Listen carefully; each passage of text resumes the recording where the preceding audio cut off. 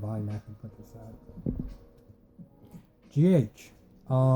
Yesterday's episode. I know I'm doing this in this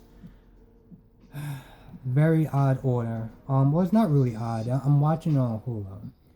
And, because I don't, the thing is right now, I don't want to sit there and start trying to watch it live. And then it cuts off halfway through.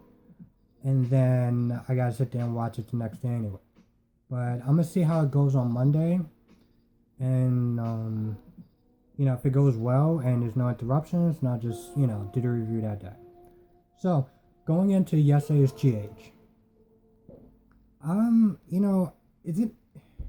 I feel like Lulu is being just as petty as, Brooklyn.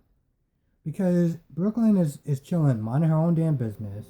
Lulu walks over there acting like the petty bitch that she is, and just like, oh, Wyndham's. Did you charge that on your daddy's account? I'm like, seriously? There was really no need for that. There really wasn't. Here's the thing. If you don't like her, just walk away. Why stoop to her fucking level? And it kind of bothered me because when Brooklyn first came into town, she got all up in Lulu's face talking about, oh, you did this, you did that, blah, blah, blah, blah, blah. I'm like, bitch, shut up.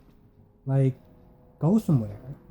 No one asked you to sit there and get in her damn face. But now Lulu is doing the exact same stupid shit. And I'm like, really? Really? Like, she's sitting up there eating, minding her own damn business, and you walk up to her and start with your fucking bullshit. Like, you're with your friend, go eat your dinner somewhere else, and leave her alone. Like, what is your issue? It's like you're acting just as much of a petty 12-year-old as her.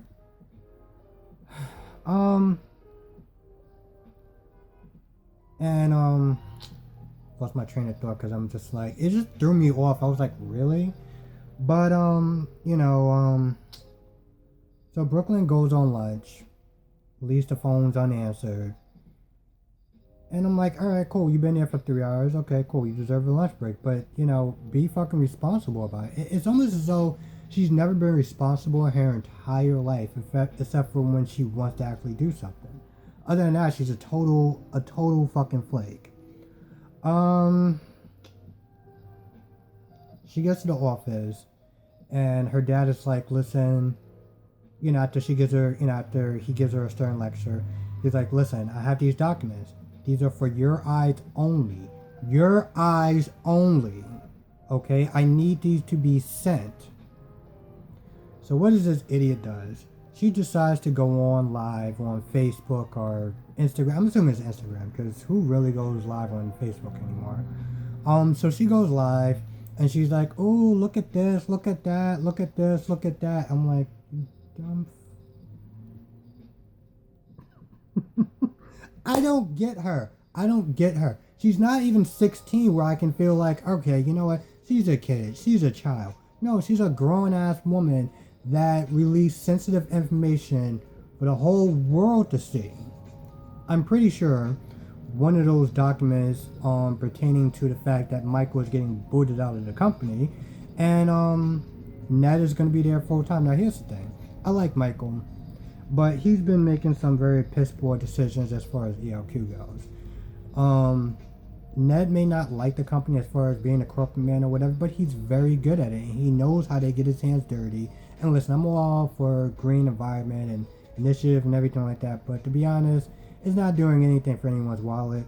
So an ELQ is built on money and things of that nature, and you are, Michael, you're not, if this was your own company, that's one thing, but that company has been in the family way before you decide you want to start taking the corporate route. Moving forward, so I'm pretty sure that's my speculation. And when Lulu was on the phone, she was like, oh shit, you... going into that, Maxie, sometimes I don't really know about this character, because sometimes she could be very amazing in today's episode, and then there's other times when she could just sit there and be a complete idiot, and you're just like, I don't know which way the wind is going to blow with you. But I mean, today, to her credit, she was actually amazing. She was like, listen, you've been taking me for granted I am done. This shit is going to go full stop. Um, and it was kind of tough because she was like, if she would have waited a day or two, she would have talked herself out of it, and then she would have been right back to the beginning. And Lulu was like, listen, do this shit now while you have the nerve and you have the gun hold to sit there and do it. Yeah. She went out to her. She went out to Nina. Was like, listen, I'm done. We're gonna have to fix this because, I'm not gonna compromise who I am because we're family and we're connected.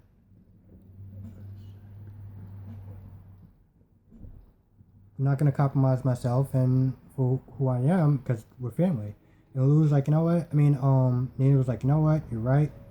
We're gonna fix this shit. We're gonna get this shit done right because I owe you. And you know, I didn't like the way she handled it because she could have came off and she could have been a total bitch about it. And she'd be like, listen, you do this, you do that, you do.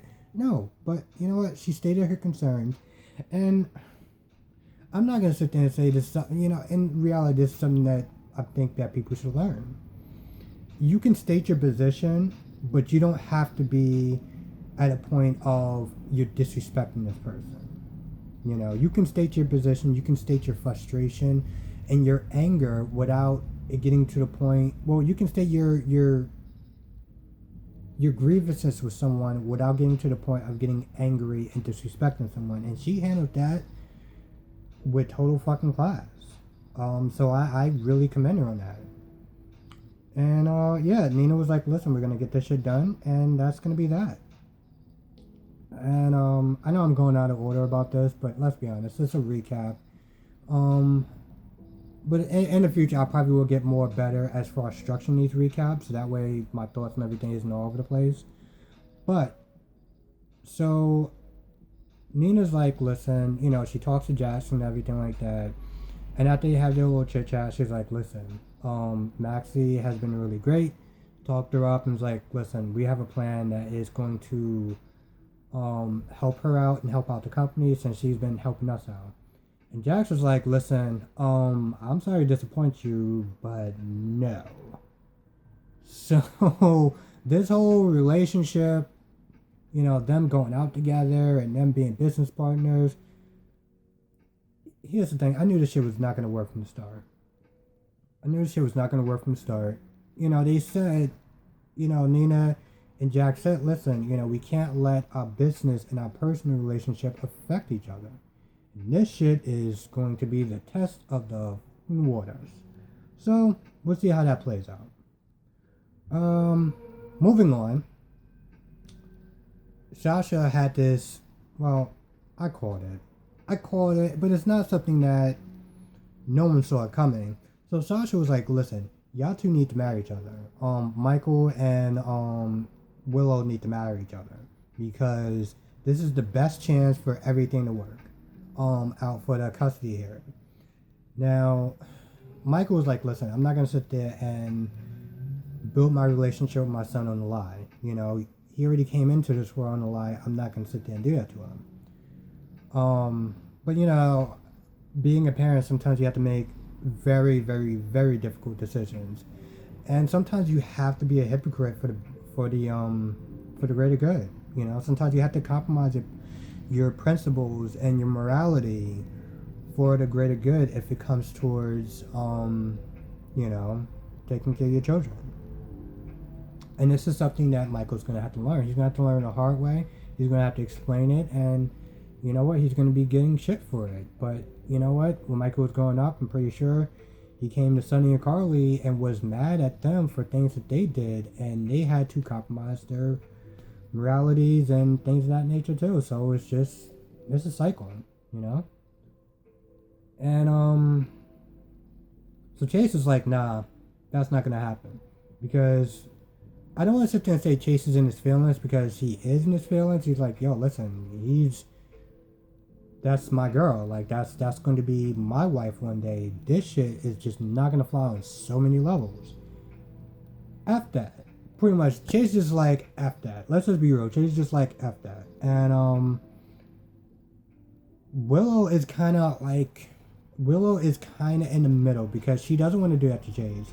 She doesn't want to marry Michael because Michael isn't the one for him. But Michael isn't the one for him. But let's not sit there and try to pretend that there wasn't some sort of a love triangle going on before Sasha got involved between Michael and Tate and Chase. You know, you felt it. You felt it. Granted, yeah, I know Michael was being friends, and they were just kind of helping each other through grief counseling. But come on, seriously, we all know that would actually went somewhere if the storyline didn't continue the way it did when Sasha being introduced. And I mean, there was one point I think they were supposed to hang out and do something, but then she was like, "Listen, I have plans with Chase," because Chase, to be honest, Chase asked her out first. And I think Chase was just like, you know, he looked at the competition, was like, listen, not only is he equal to me as far as looks, but he has a very, very, very large fucking bank account. So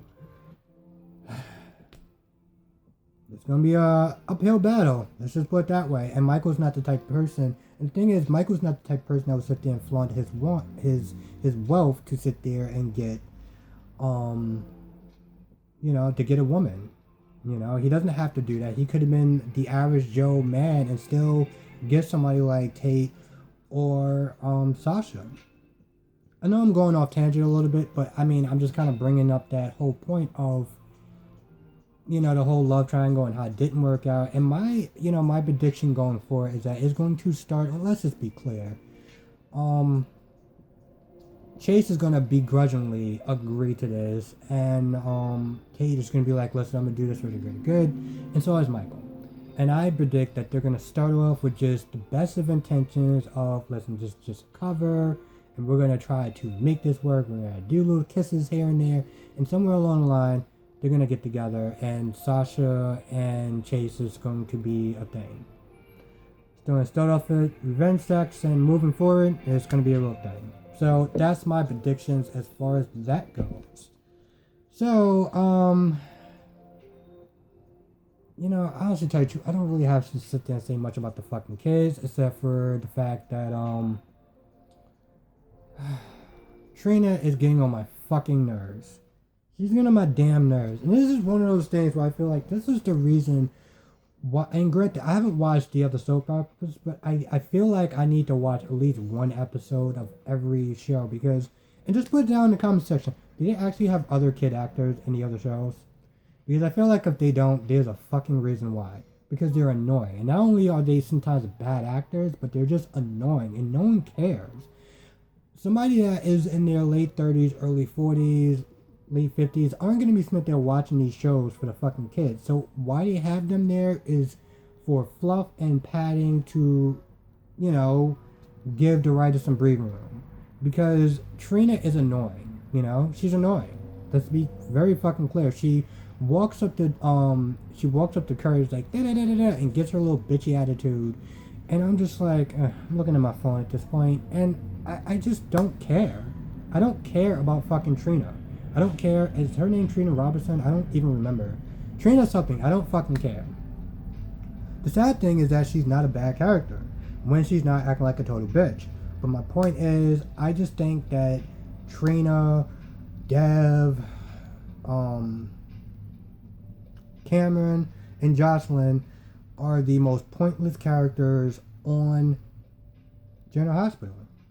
You know, they use them for padding, and they use them whenever they have to move a storyline along, or just throw them in there to help them move the storyline along. So, like, you know, I'll give you an instance. So, Trina by herself is pointless, but when you put her next to a supporting, you know, put her as a supporting character next to, let's say, Curtis, as far as them rescuing Trina and Cameron, then they become important.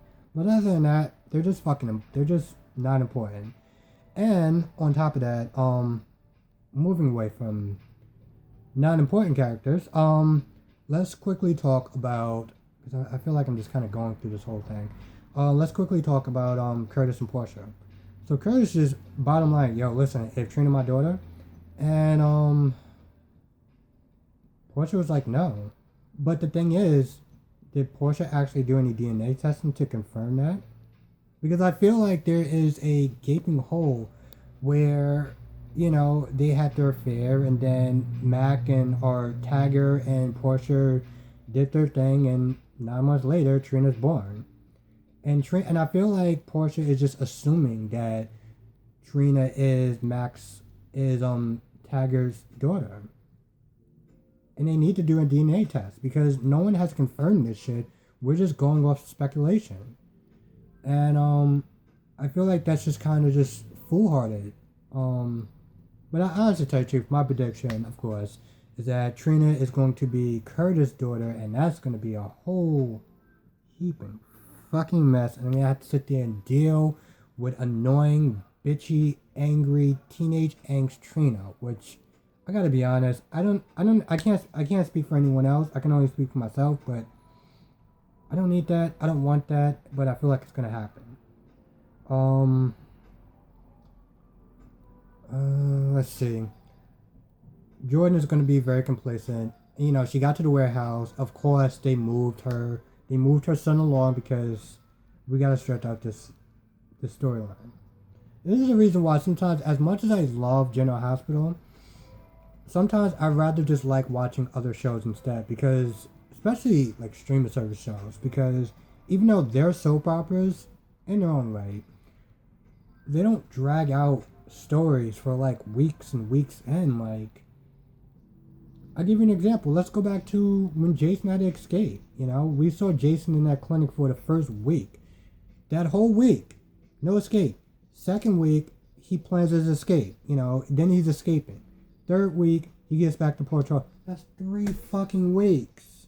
That is 3 weeks. And they're doing this whole, what the hell is his name now? TJ.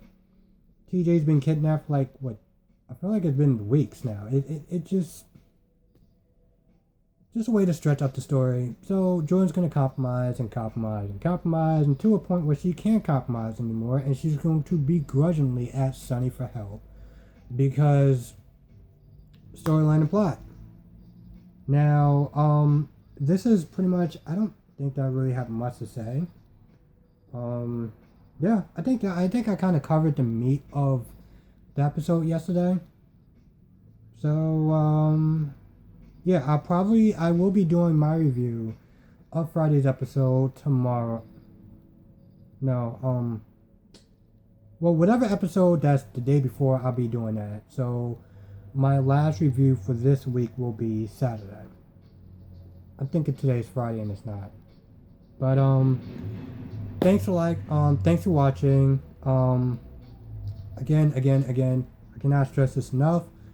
Please hit that like button. I know I sound like every other YouTuber on the planet, but the reason why I say that is because, again, I'm gonna take a second to look at my phone. I'll take a second to look at my phone and be like, I'm gonna go on YouTube right now, and I'm gonna type in. I got to type it in. Well, I'm gonna type in GH reviews. And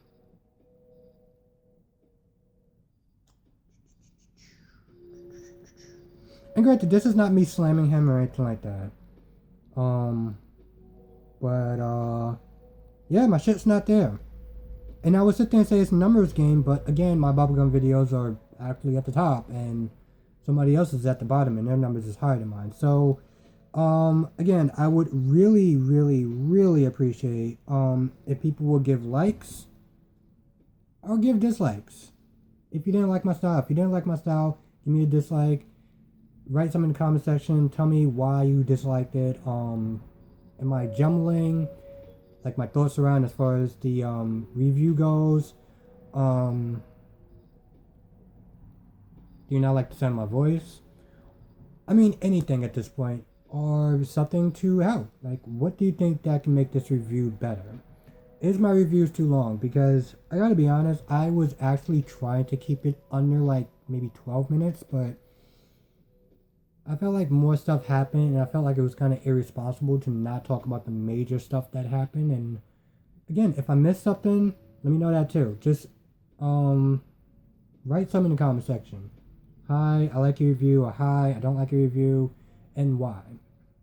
Because let's be honest, moving forward with entertainment in general, there's going to be a lot of stuff that's going to be shut down or pushed back, and streaming services and YouTube and stuff like that is going to be the new thing, at least for a little bit. So, not to sit there and say like I'm the only game in town. Clearly I'm not, because there's another guy that's doing the exact same thing that I'm doing. But I do these because I like doing them. You know, I like this segment of YouTube. I want to make YouTube my thing. You know, as far as a job. And I want to sit there and take it seriously and things of that nature. You know, even me like writing notes and stuff like that. You know. I like doing it, and it's not something where I feel like it's a chore. I'm gonna go on a tangent for a little bit. It's not something that I just do for like, oh, whatever, just for money and shit. You know, I do this because it's fun. You know, it's fun doing it. I love talking about I love talking about TV shows in general. Because, you know, even today's episode, as far as Maxie, telling her complaints and stuff like that, you know. People always sit there and think it's nonsense when they say, you know, you don't learn stuff from TV, and TV's not something to learn from. But right then and there, I was like, listen, you can tell somebody how you feel, and you can do it in a very respectful way, where it doesn't compromise your integrity, but it strengthens it, and it lets that person know, listen, I'm gonna respect you enough to tell you my position, and I love stuff like that, you know. I love stuff like that because I feel like it's not only just entertaining, but it is educational, you know, and they can do it, you know. So you can put in educational stuff without beating it over somebody's head when it's you know, PSA or anything like that, you know. So I mean, that's why I do these General Hospital segments, and so yeah, when I sit there and say give it a like and give a comment and stuff like that, I'm not just sitting there saying that just because I want to be praised or I want fame and stuff like that. I want YouTube fame. I'm doing it because I want to grow this part of my segment. You know, I want to grow the channel in general, but I definitely want to grow this part of my segment because I know a lot of YouTubers have a specific niche and things that they do, but I want to be very versatile. I want to be able to do General Hospital reviews. I want to be able to do movie reviews. I want to be able to do bubblegum reviews. You know, I want to be kind of I don't want to sit there and say somewhat of a jack of trades, if you will. You know, and if people want me to do vlogs, you know, I don't think vlogs are something I would normally do, but if that's something you want to see me do, I'm down for it because I want to be able to do this stuff, and I want to be able to get better at public speaking and just talking on camera and stuff, you know, because it's fun. And when you do something that's fun, or at least when I do something that's fun, I become a lot better at it. Ask anyone I know. So, with that being said, again, give a like. It does help the channel. It does recommend the channel to other people and things of that nature. And, this way you don't have to sit through an hour of something where you can get something for 20 minutes. And I know a lot of people will sit there and say, well, you know, I may skip a week, or I may skip 3 episodes and I'll come back and watch it later on, you know. How I know, let's just say I know someone that watches soap operas backwards, and it's her thing. It's not something that I generally do, but it's her thing. So again, if you're watching this episode or whatever and you want to watch it backwards, whatever it is, just come to the channel, watch, support, and definitely support him too. I'm not going to sit there and try to knock him. I know sometimes I do a lot of reviews on certain YouTubers, and I guess some people can sit there and say I'm bashing them, but it's more accountability. But definitely give Broaddock TV a like also. Definitely subscribe to him if you're not subscribed to his channel. And listen, if you're a fan of his, reach out to him. I'll definitely love to do a collaboration with him. I'm open to do a collaboration with anybody, you know, him or anybody else that loves watching GH and want to do a review. So that's it. That is the end of my rant, and it's more of a rant than a review. So thanks if you watched this far. Thanks for liking the video. Thanks for even watching it. I know that I'm behind on an episode, but I will try to catch up. Well, I will catch up and be back on schedule on Monday doing reviews that same day unless anything changes. So be safe. Have a good day or night depending on when you're watching this review. And until next time, I'll see you soon.